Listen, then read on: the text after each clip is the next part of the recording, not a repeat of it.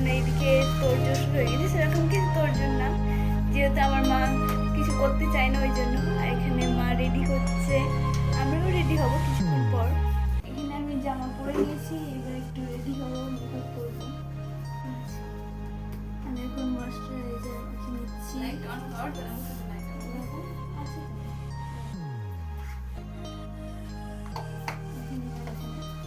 সবাই রেডি। এখানে আমি মা রেডি হয়ে গেছি, তুই আয় তুই আয়। এখানে মাঝখানে ঢুকতে হবে। এখানে আমরা তিনজন রেডি হয়ে গেছি, কেক নিয়ে আসা হয়ে গেছে, মা রেডি।